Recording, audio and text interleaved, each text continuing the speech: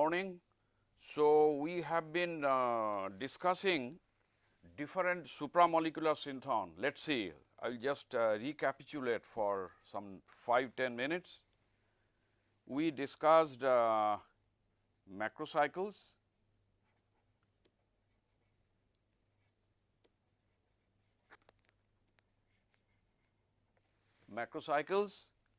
In macrocycles, we used crown ethers,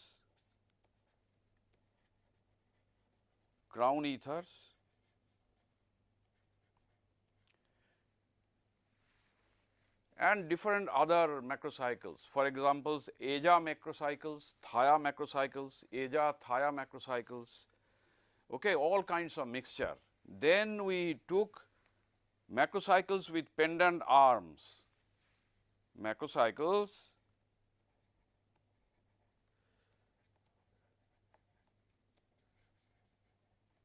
with pendant arms.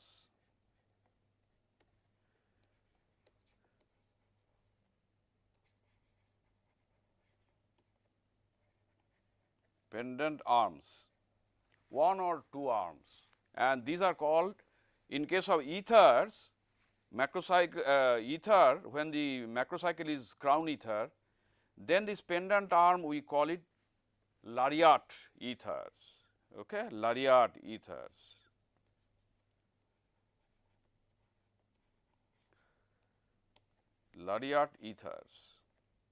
but generally we use this term pendant arms. Then we use macrobicycles, that is cryptands. So, I will write cryptands.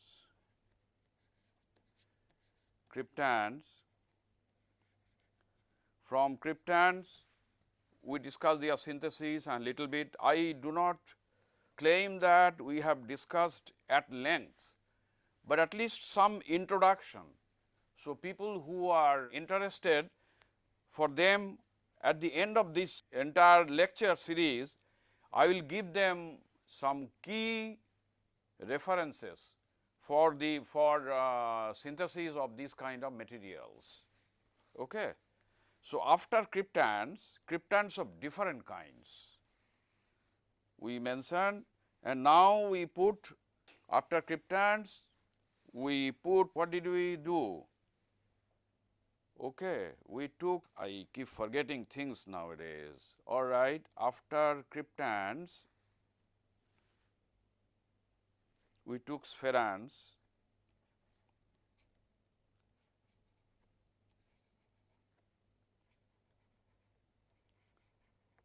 Spherands is a particular type of cryptand, whether it is a spherical in shape. Okay. So, and then we put an important compound, just keep forgetting these things, calixarenes.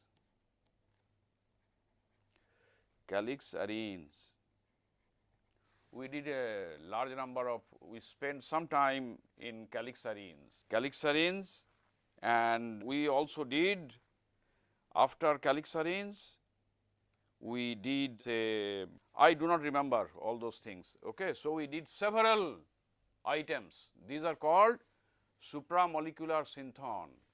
So, with these supramolecular synthons, we will now use them in different supramolecular situations.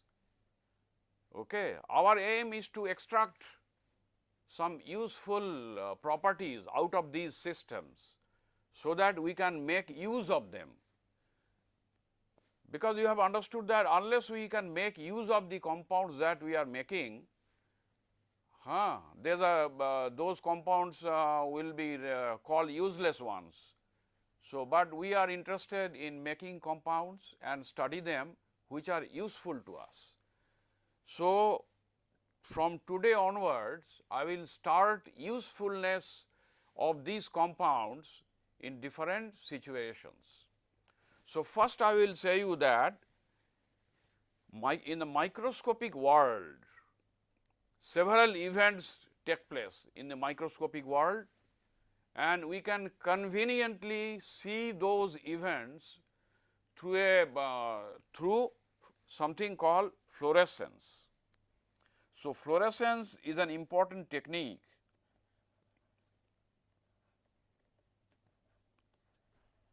Fluorescence.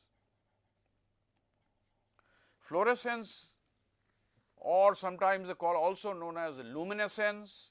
So, this is an important technique through which we connect to the microscopic world. Whatever is happening in the microscopic world, we can, if that is purposely built through fluorescence, we can get there, we can know that event, particular event. And you know that fluorescence is a very, very sensitive tool. The reason being that I will explain to you. If you take, suppose you are measuring absorption spectrum, UV visible absorption spectrum. Okay. For absorption spectrum, for absorption studies, absorption is also very important. From the absorption spectra, I can recognize what kind of metal is there, what kind of geometry, so on and so forth. But these are not very, very accurate ones for our purpose.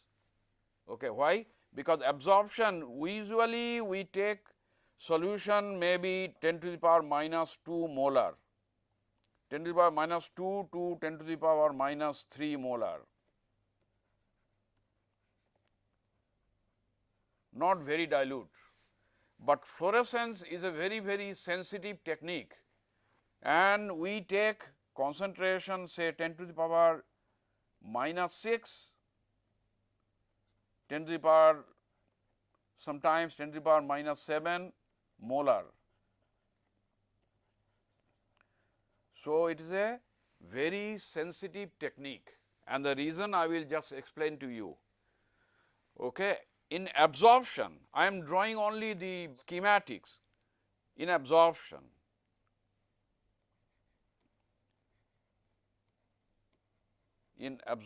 phenomenon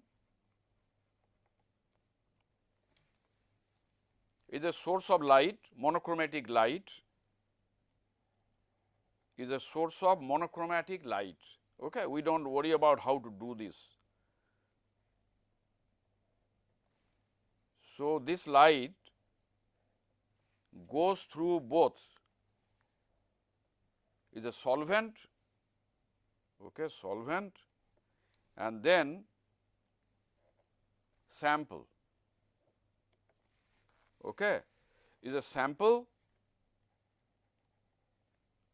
That means, we dissolve our compound in a suitable solvent and then put it in this cuvette, we call it cuvette, and then we put the same solvent where we dissolved our compound, same solvent in the another cuvette.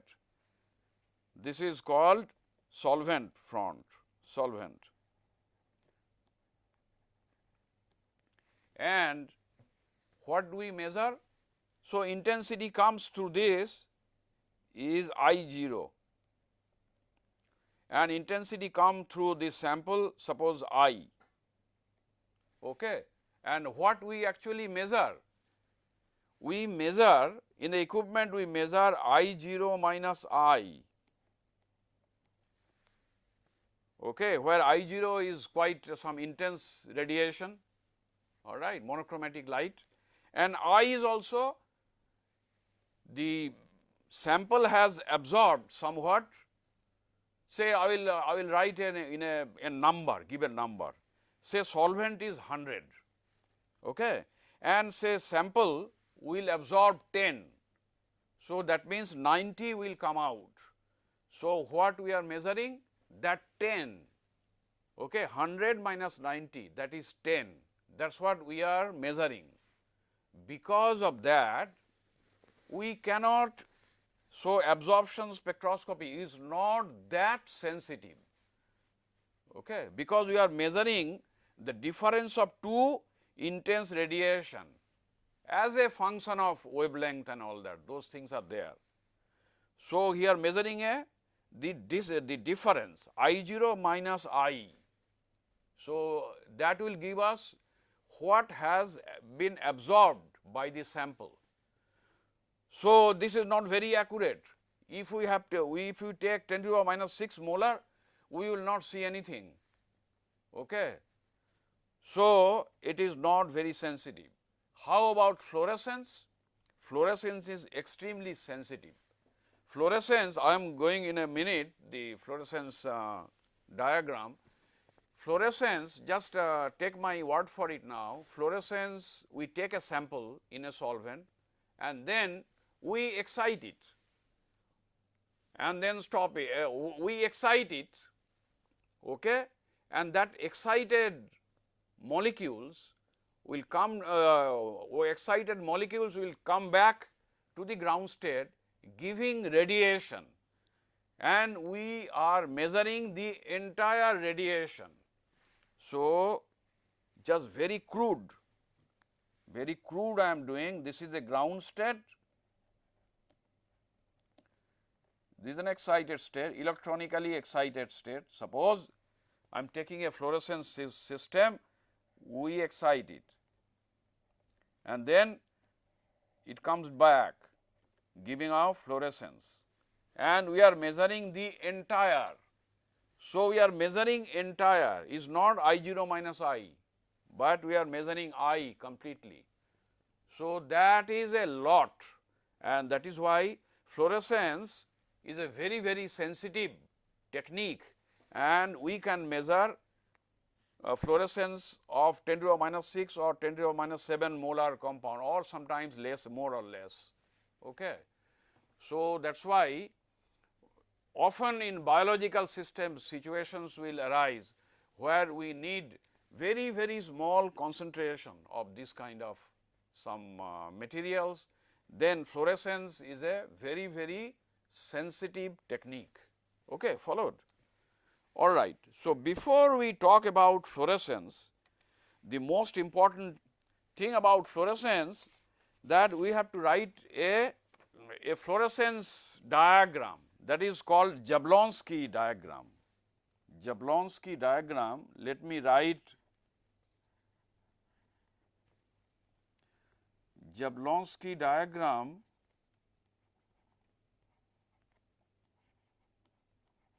This is a simple form of Jablonski diagram I am writing.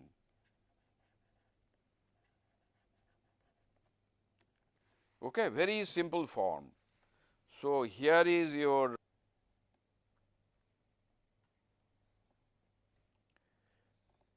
this is a electronically ground state. This is electronically first excited state. These are vibrational levels. First electronically first excited state, so I write S1. Electronically second excited state, I can write S2.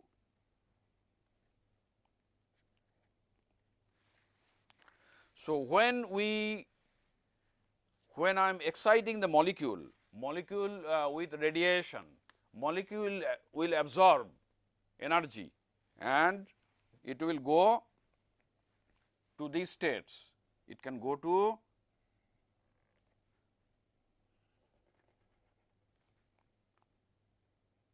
say it can go to this state, all right, and it can go to this state also.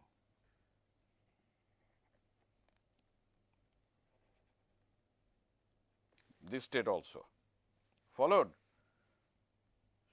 So, just give me some time to manage this. Okay.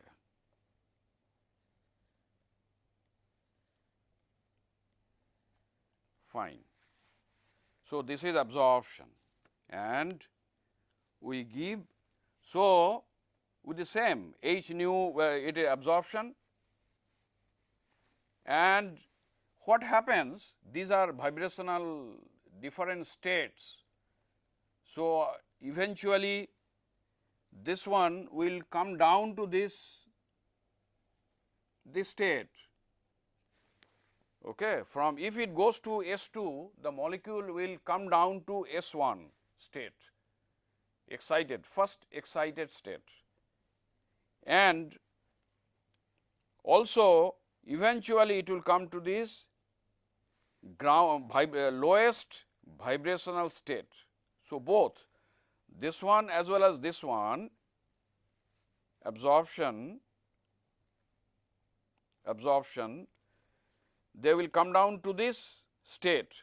This coming down is known as internal conversion. This coming down is known as internal conversion.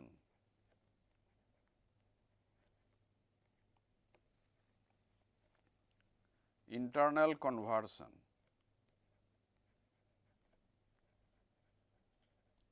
And this is absorption, I told you. This is absorption. Okay.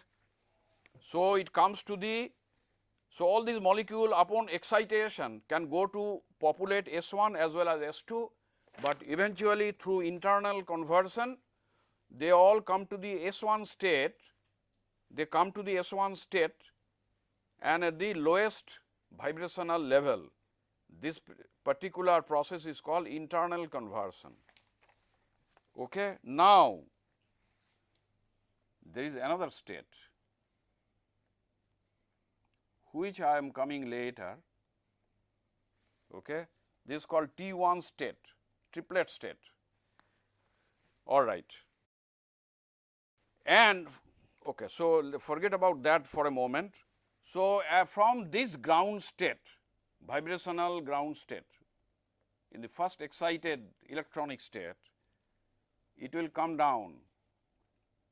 It has to come down, the molecule will come down giving fluorescence.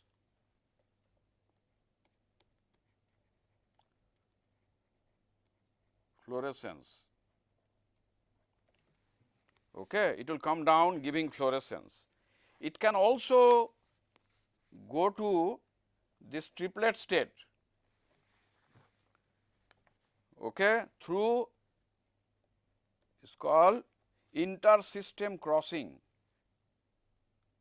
is called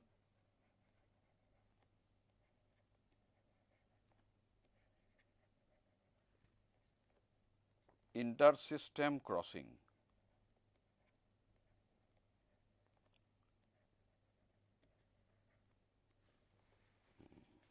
And what happens from this triplet ground vibrational state,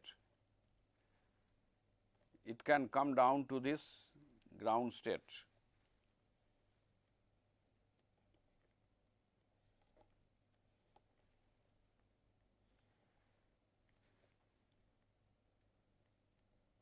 It can come down to this ground state.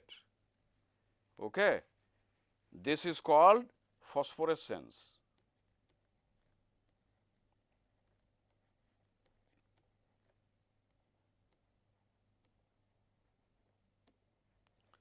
So, this is called phosphorescence. So, this is, I have drawn a Jablonski diagram, approximate. This is very, very approximate. Jablonski diagram is really a complex one, but we do not need to bother about that. The simplest is fine. Okay. So, if you forget about everything, just we talk about that whenever a molecule is excited. Now, the question is, does it mean that all molecules are will give fluorescence? No. Usually, fluorescence lifetime is 10 to the power minus 8 or 10 to the power minus 9 second. Fluorescence lifetime normally.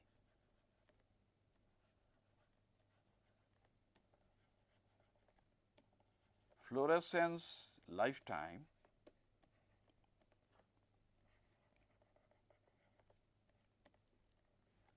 is normally 10 to the power minus 8 to 10 to the power minus 9 second. Okay.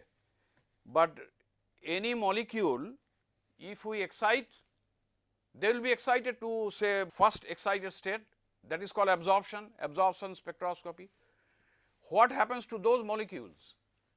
Do they give fluorescence? No, because in those cases their lifetime is almost 10 to the power minus 12 seconds.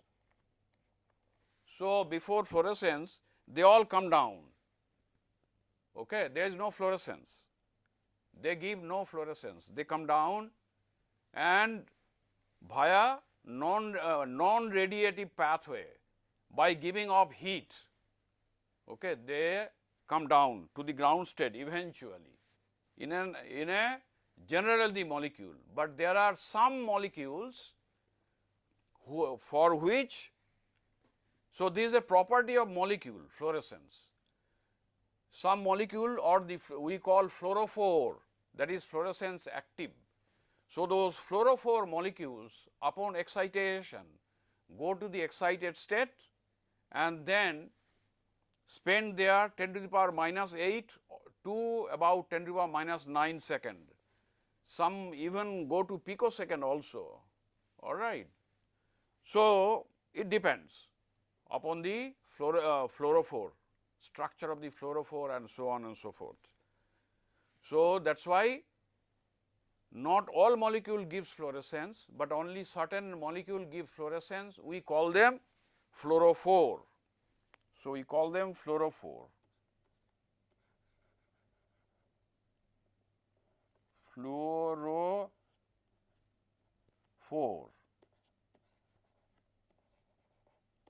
that gives fluorescence, and their excited state lifetime is 10 to the power minus 8 to 10 to the power minus seconds, or little bit slightly here and there also. And how about phosphorescence? Phosphorescence even delayed, much delayed, because we have from singlet to triplet state. So, spin multiplicity is changing, that is why that is a difficult process. So, it takes some time, phosphorescence. We do not worry about phosphorescence now, because before phosphorescence comes, fluorescence has already taken, and we are happy with the data and all that, all right. Another important thing, when I have written these lines, I tried to put them vertical, okay, in my hand, so it does not look like vertical, but they are absolutely vertical, they should be in a vertical lines. Why vertical? Because this axis, it gives us idea about nuclear separation of the fluorophore, okay, nuclear separation. So, we assume that because nuclei are very big compared to electrons, because these are electrons are jumping. So, nuclei are very big, and so a mota man cannot move fast, he will be slow. So, similarly nuclei are slow moving, but electrons are very tiny particles, they move fast. I have told you already the time all that. So, therefore, we assume that the nuclei are stationary, they do not move. So, that is why they are vertical, okay. That is why I put vertical line, and that is called Frank-Congdon principle, that I just said is known as Frank-Congdon principle.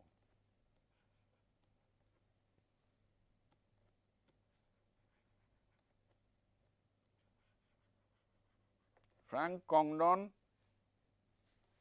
I think I am telling the spelling all right. Okay, let me see. Frank-Congdon principle, that is what I was thinking, does not look right. CK, Frank,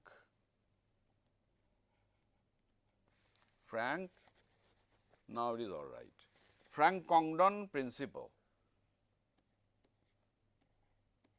Nuclei are assumed to be stationary when this thing is taking place.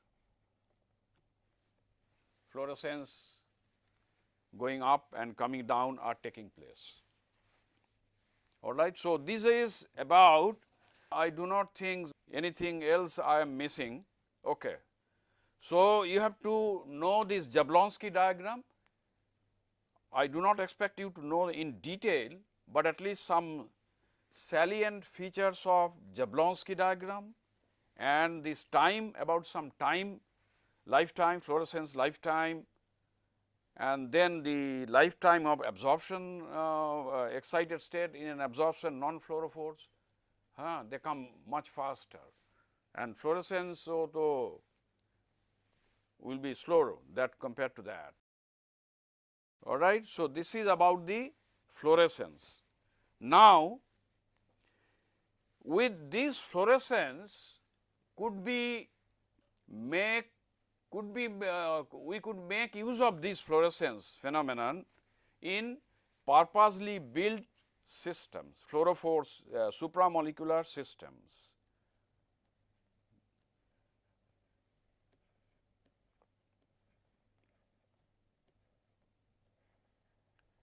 Purposely built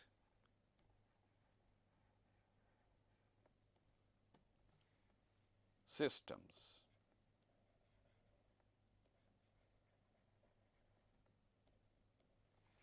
Okay, let me go to the next.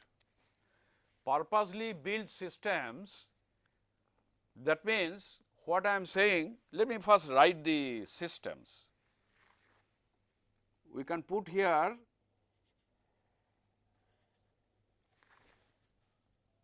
this we call receptor.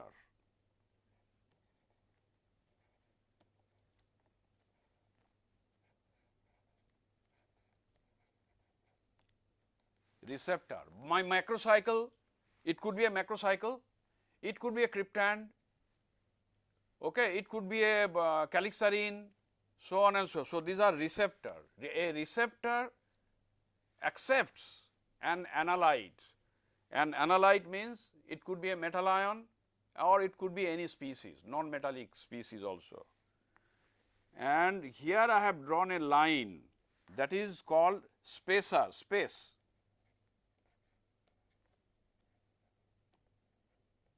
Spacer,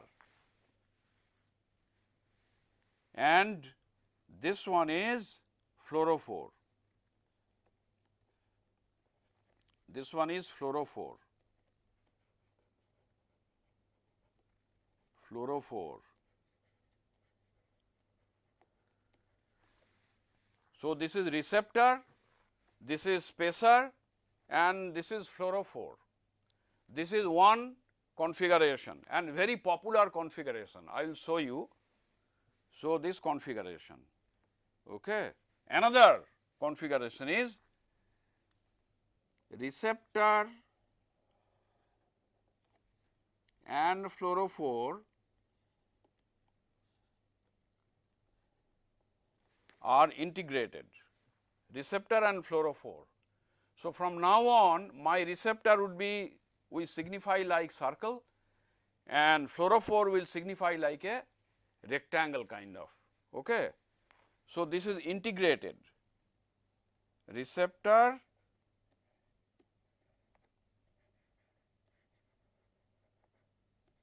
fluorophore integrated.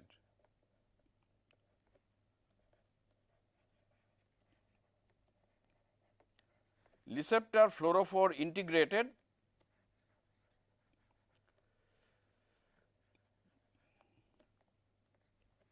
and here receptor fluorophore is connected through a spacer. So, which means that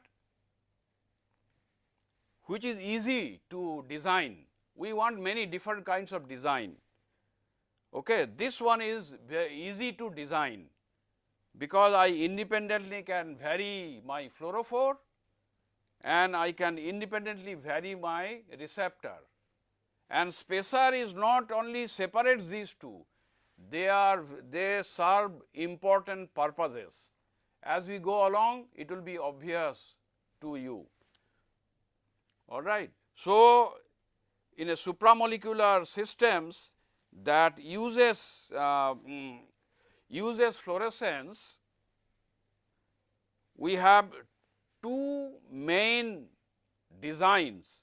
One is receptor and fluorophore through spacer, and the other is receptor and fluorophore integrated. They are kind of difficult to synthesize. However, we will see one by one we can do. Okay. So, what I am saying, All right, maybe the time is not there. So, right now, so today I stop. Next time I will start mechanism of sensing. So, I will be starting in the next class something called mechanism of sensing.